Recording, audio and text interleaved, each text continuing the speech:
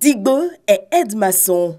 Cette semaine, dans sa région, des travaux de construction d'une usine ont démarré. Les travaux sont prévus pour 3 ans, 3 années durant lesquelles Digbe pourra travailler sur le chantier, prendre soin de sa famille et faire des économies. Mais pour que cette usine voie le jour, il a fallu un programme inscrit dans un plan structuré par le gouvernement. On parle du plan national de développement. Et pour que ce plan soit mis en œuvre, il faut de l'argent, beaucoup d'argent. Chaque année donc, à l'instar de la Côte d'Ivoire, de nombreux pays africains et européens, en dépit de leurs ressources internes, se retrouvent sur des marchés financiers internationaux pour lever des fonds indispensables à l'exécution de leur politique économique. Du 9 au 15 mars dernier, le Premier ministre ivoirien Amadou Gon Coulibaly était sur les places financières de Londres, New York, Francfort et Paris. Le pays a levé un peu plus de 1115 milliards de francs CFA à travers l'émission d'un eurobond à 2 tranches. Une opération inscrite dans le cadre du financement du budget 2018.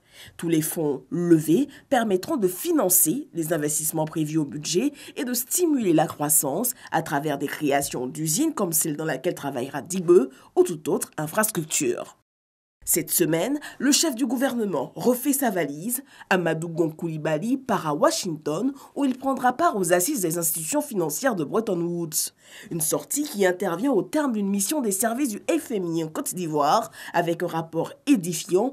Les perspectives pour la croissance en 2018 et le moyen terme restent solides pour une croissance soutenable et inclusive. Et la visite du vice-président de la Banque mondiale pour l'Afrique, Mactar Diop.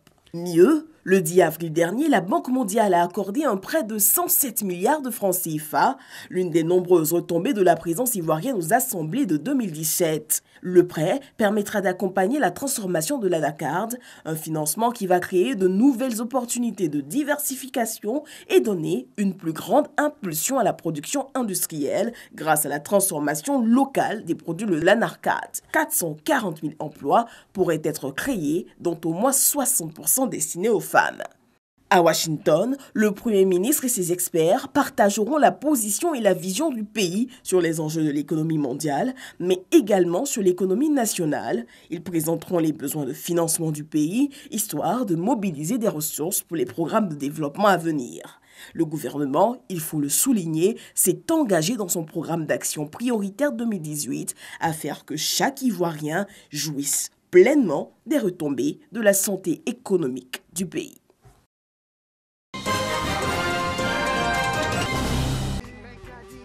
Aoukongué, entendez pardon en langue oué, où nous, jeunes de Bleulequin et du Cavali, demandons pardon au chef de l'État et à la nation entière, sont entre autres les messages qu'on pouvait lire ça et là sur cette place publique à Bleulequin. Nous sommes à la journée du pardon au chef de l'État et à la nation ivoirienne. Une initiative de l'Union de la jeunesse du Cavali suite aux nombreux actes d'incivisme des jeunes dans la région au cours de ces derniers mois.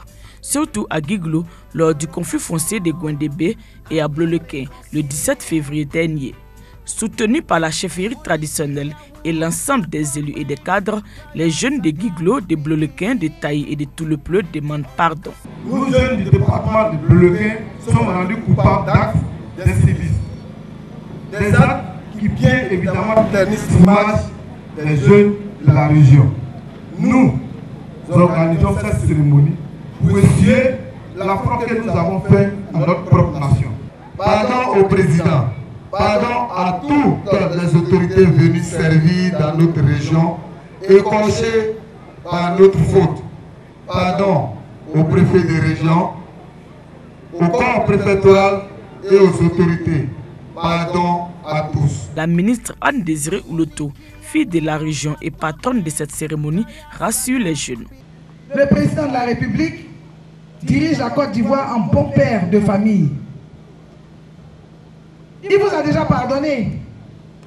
C'est la raison pour laquelle je suis ici. Et pour apporter des réelles solutions aux problèmes des jeunes dans cette région, des états généraux de la jeunesse sont annoncés pour très bientôt.